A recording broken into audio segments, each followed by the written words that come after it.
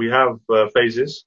This is phase 0 actually, but phase 1, towards the end of phase 1, we'll have non-custodial wallet staking.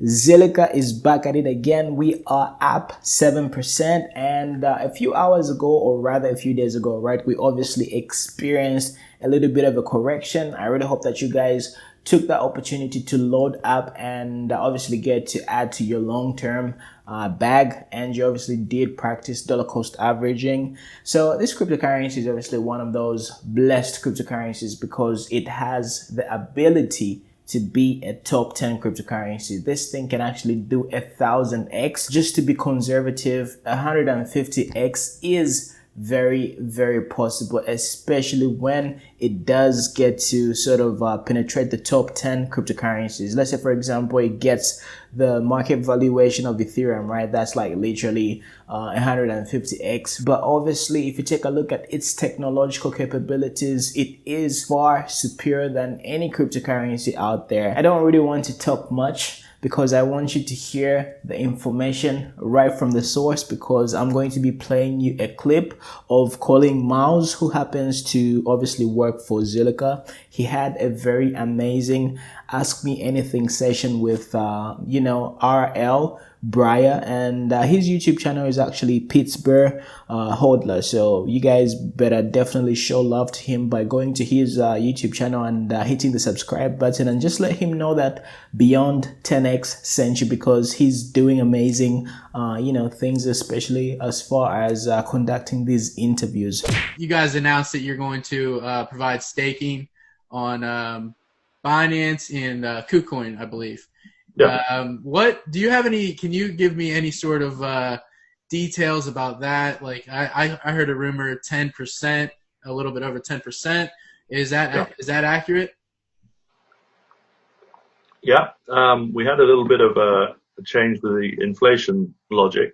Unfortunately, I'm not a mathematician, so I can't really explain the detail of it. But the basic premise is we wanted to maintain a 10% interest ratio, if you like.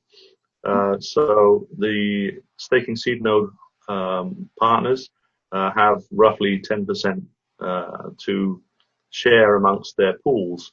So the first 2 exchanges will use a pooling mechanism. So as many people as want to stake can stake. So that makes it open for hopefully all holders of ZIL to get some staking slot. And that interest rate will be variable depending on how many people take up the staking option. Do you have any details about the possibility of you guys? Atomic Wallet carries, has made ZIL available to store their store your ZIL there.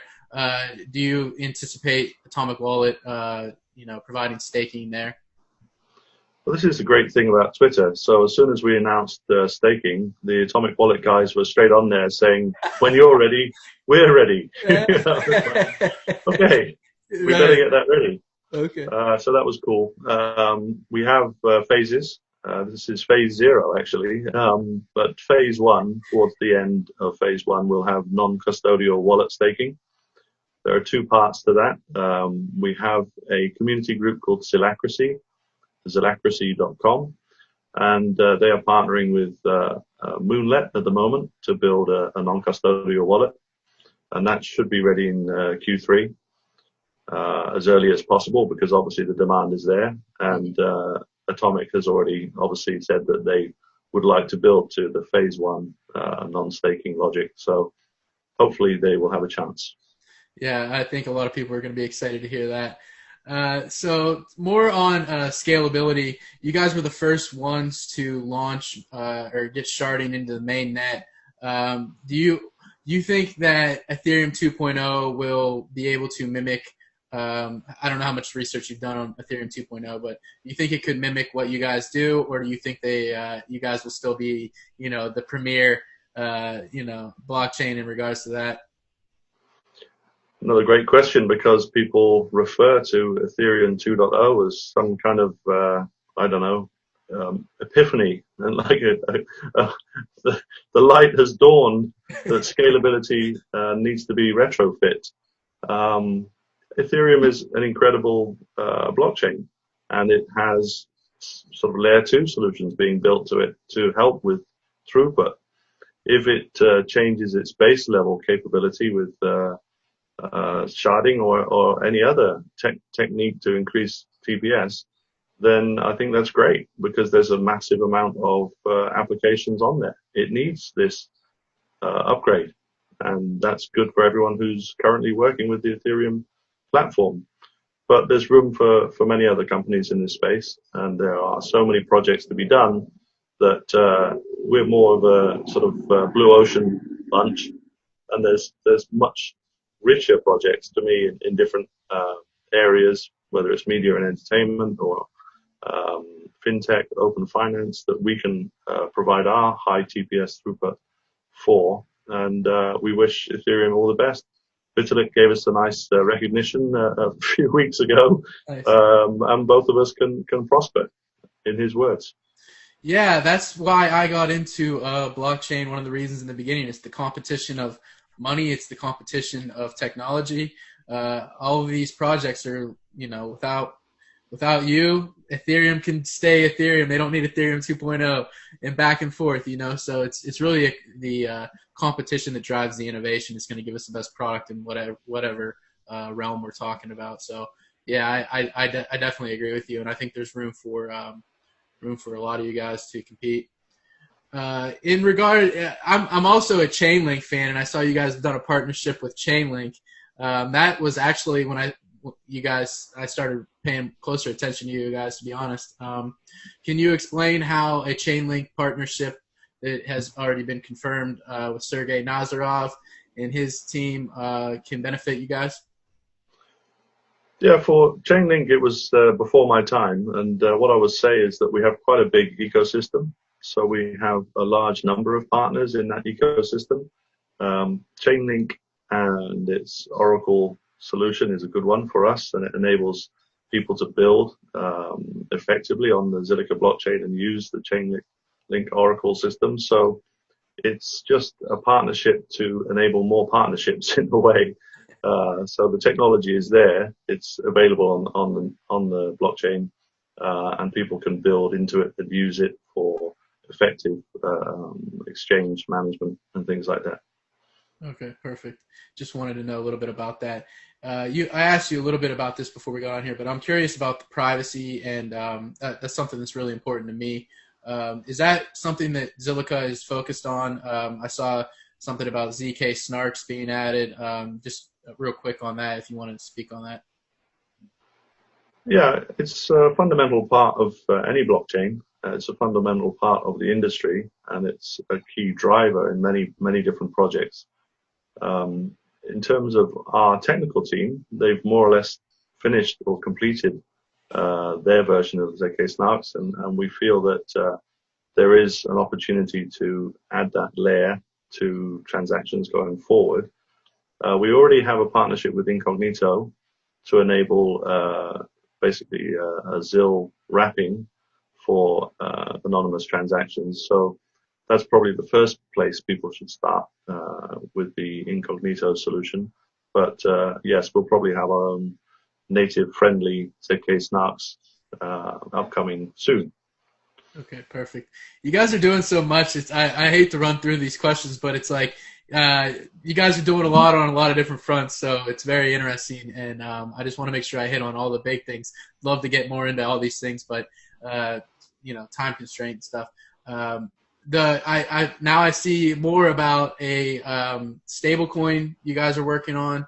I think Y Combinator backed Xfers, and you guys are working on that. You guys seem to be pretty well connected with the Singapore government. What is the deal with there? Can you give us a little bit of insight? People that are outside of Singapore and maybe don't have their ear to this every single day. What's going on with that? And do you think this is a Tether competitor? Yeah, it's interesting. Again, there's room for so many different stable coins, and we've seen a huge uptake in the stable coin adoption rate across all types, whether it's the US type or, in our case, a Singapore stable coin. Xfers is a company which has a license. It's a regulated partner in the financial services industry. under the Monetary Authority of Singapore. So I think that gives a certain amount of trust for the products and services that they create with our technology. XSGD is the Singapore stablecoin, so it's literally pegged 1-for-1 to the Singapore dollar, and people will be able to do a number of different things with that. The first stage was just to get it live technically and working. People could buy it on crypto.com, for example. But now we're adding more layers of functionality. So Xverse has quite a big merchant network. So they're a back office excuse me, provider for online merchants. And also they've added a couple of our wallet partners. So with that, the ability to move the stablecoin around the economy is becoming greater and greater. They actually have a public launch of the XSGD planned. So in a few weeks, we will see resale type events whereby people could clearly use the stablecoin in shops. Okay. Moving on to HG.X, you're going to be able to tokenize stocks on, this is basically a security token exchange. Am I correct about that on Zill? Yeah. So, I mean, there's not too much new in security token offering exchange hype, inverted commas, because people have been talking about it as the new ICO, and that has happened over the last year. And that's kind of unfortunate because STOs, when you work with really established companies, don't seem to feel like ICOs. They actually feel like what the blockchain does deliver, which is fractional ownership, which is very exciting. One of the most exciting things I ever read in the first years of blockchain theory was the ability to break down assets into smaller portions. So masses of people could own valuable things. And that got me very excited. And now we have a situation with HGX where they can take, prime assets, private shares, for example, in corporations through broker partners, and take, for example, a share that is currently worth $10,000 and break it down to single dollar pieces and let 10,000 people own a very large brand name company. Yeah, I think that's definitely the future too. Just like crypto, being able to break things down into small increments, and everybody can be a part of whatever they want to get into. I really like that. Something I'm not completely sure of yet.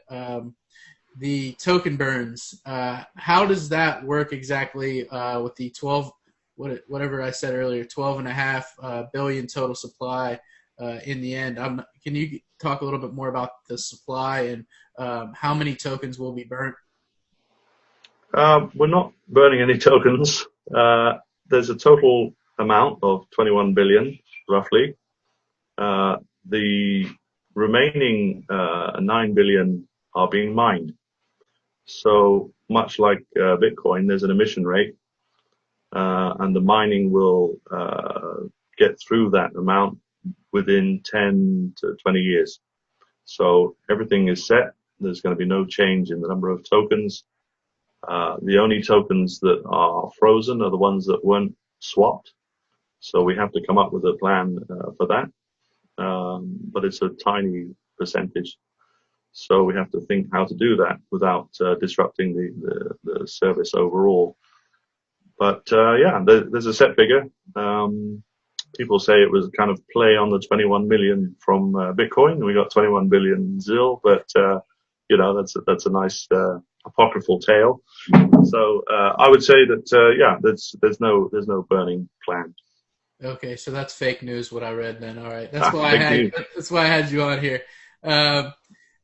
Can you talk a little bit about the domains? You can get .zil domains now, which I think is pretty awesome. One reason I know that somebody would want to do this is, we live in an age of censorship, and having the ability to put your domain on the blockchain and maybe have a little less, you might not get your website shut down if you're doing something, which you shouldn't get it shut down for, just having an opinion, a political opinion or anything else. What other sort of avenues would you say somebody would and what sort of success have you guys had so far with these domains? Well, Unstoppable Domains is probably our best example company at the moment, because we kind of helped fund it originally. They built a platform which is specifically about decentralization and providing an alternative to the current domain registry, something that is on the blockchain and therefore available indefinitely and cannot be shut down. The mission is a very clear mission. Brad is a great spokesperson for decentralized internet. He has a .crypto, which is on Ethereum, and a .zil, which is on Zilliqa. So he's made a choice there, two of the best blockchains. And he has driven as much traffic as any of our partners in the last year, an incredible volume from Unstoppable Domains. If you buy a .zil, you can do a couple of things. Obviously, you can have it as a wallet address. So the cool thing is you can have a named wallet address. So it's just, they use animal motifs as well quite effectively. I've got a wallet address which is pushygoat.zil. So if you want to send me a zil to that one, you can. So that's a friendly way of sending zil, right? Yeah. And then also, if you want to build a website, you could store it on one of the decentralized storage platforms, IPFS or similar, and you can access it through a .zil domain. So I also have colinmiles.zil, so that's me. I should be able to build a website to that as well, put it on a decentralized storage, and have it for as long as possible. I have a good friend here in the States that just got a .zil. He was telling me about it the other day, so we've been going back and forth, and I'm learning a little bit about it. I think that's pretty cool, especially for somebody like myself who creates content. What better way to accept donations than that address being right out there in front of everybody when they go. Yeah. So the other thing is they will auction off. People are buying domains and they are going to auction them. So some of the best ones you can think of will actually go for quite a big amount on an open exchange. So that's going to be developed over a couple of months, and I'm quite excited to see how that open market works out. And I think you better get yours locked down soon. Absolutely, just like the early days of the domain buying and selling. I love it. You kind of touched on this a little bit about you guys having your own programming language and stuff like that, and why that's a bit of a obviously a major advantage. And you said it kind of cuts out mistakes. Why else would you say that somebody should develop on your platform compared to somebody else? Yeah, I mean, it's something we've thought about, because it is such a key part of building any blockchain, is building the community and building an environment where the developers can create applications that can essentially do important things for society or make them money, one or the other. We have, in our opinion, developed a language which is natural syntax. So you can actually take something which seems like a normal business process, explain it in normal English, and then put it into the Scala code quite effectively. And that is an important differentiation, I think, from other languages which do require real engineering nous to understand. So I think the smart contract language we have, obviously it's not for complete novices, but you can spend some time. You can go to learnscilla.com and you can go through a few tutorials, and fairly quickly you can create applications, dApps to the Zilliqa blockchain, and see your handiwork in action on the blockchain. So it's an opportunity to enable large numbers of people to program to a blockchain. Yeah, with the throughput you guys can do, I think this is that's definitely the future, and we need this for real decentralized applications, not to be built things a little bit more progressive than CryptoKitties or things of that nature. So do you know how many off the top of your head, how many nodes you guys currently have, or approximately? Yeah, it's effectively 2,400. Okay. And what about transactions per second? So for the testnet, the maximum push was 2,828 per second. what we have on the mainnet is not yet something we can specify as a number per second, because the amount of transactions hasn't reached that level. So we are wondering if there's a mechanism or a way of perhaps flood testing the mainnet, just to see how far we can push it. But that has a whole number of consequences as well. So we're wrestling with this question of proof, because people will get on Twitter and start saying, well, you haven't proved anything on the mainnet, so we don't know if you do 2,000 transactions per second. We know we can do thousands of transactions per second, but it's how do we prove that? We have to find as many applications as possible to go simultaneously at that second to hit that level. So it's not such an easy thing to prove on mainnet. Obviously, we've transitioned from testnet to mainnet. We believe in the technology completely. We have proven it on the testnet, and we would expect to be able to process thousands of transactions per second on the mainnet. And smart contracts do different things. If you do just pure financial transactions, theoretically, you could do 10 or 20,000 per second. If you do complex smart contract operations, you may only be able to do 1,000 per second. So there's a lot of variables in it as well. I think it takes a lot of explaining, because people like to talk in absolutes in this region of tech comparison, and I find that very difficult because it is complicated. Absolutely. Yeah, that's not an easy question just to pin down, and it's interesting, and it's pretty cool to be here. We're still very early in blockchain, and this is taking me back to like when we got my first computer when I was a kid. The internet was in a constant process of scaling. So we were able to do like certain things, and then we'd break it. And like that, I look at that the same way what you're talking about with transactions. Like we could do a video, but it was choppy and all that stuff. And now look, I'm talking to you on the other side of the world. So, but the only way, like what you're basically saying for the audience, and I know a lot of people will understand this, but to the layman maybe or novice, you don't want to break you don't want to break your blockchain. You don't want to flood it with transactions, because then people that are trying to use it for utility purposes can't use it. So it's not an easy thing to say you guys do X number of transactions. Yeah, and I'm happy for the overload to come and see if there is a challenge at that level. And we're building services which I think will drive significant volume. The social pay service drives significant volume, for example, an immediate spike in transactions. So let's see how far we can roll that out. Let's see how large the number of transactions we can drive into the blockchain. But of course, we scale in a linear fashion. The more nodes we add, the higher we go. It's not going to chug the blockchain if we have significant volume and we add more nodes. We're going to just keep going faster. Right. This isn't something that I had anticipated on my list to ask you, but I'm kind of curious. Is Zilliqa widely? I mean, you guys are pretty big. It seems like in Asia and Singapore. Are you guys like?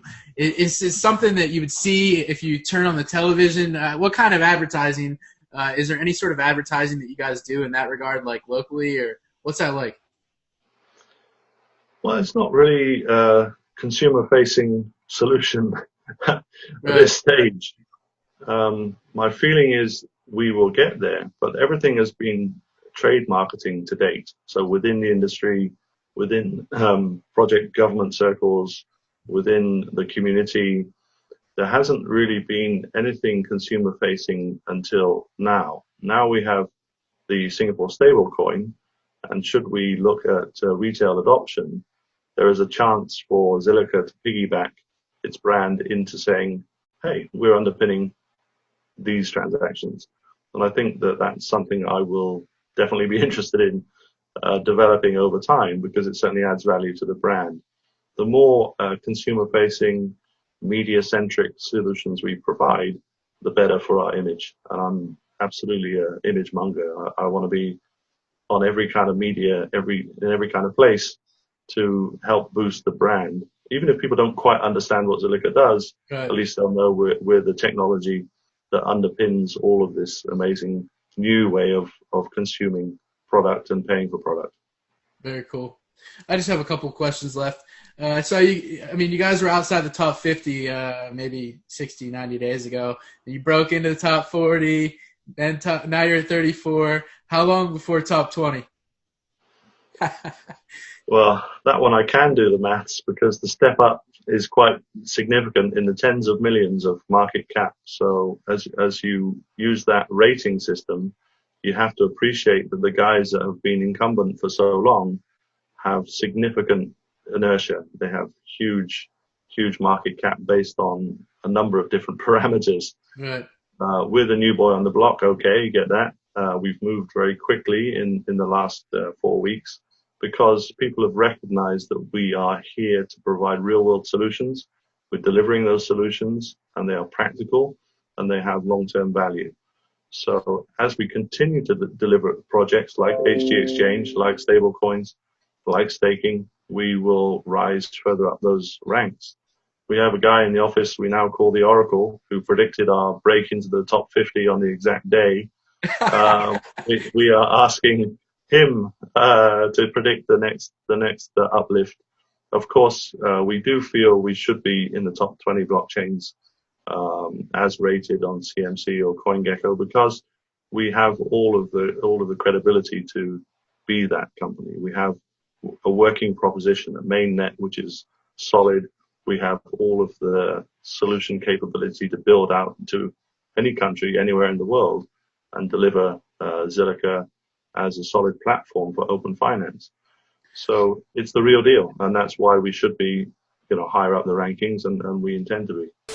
There you have it, ladies and gentlemen. Obviously, that was way too much information, and in the next coming few days, I'm just going to be breaking down everything that he talked about, topic by topic, so that you guys can actually get all that information and you can soak it all up. So I'm obviously going to be talking to you a little bit later. It's been your boy Muna, aka Beyond 10x. Be good, God bless you, and stay profitable. Bye.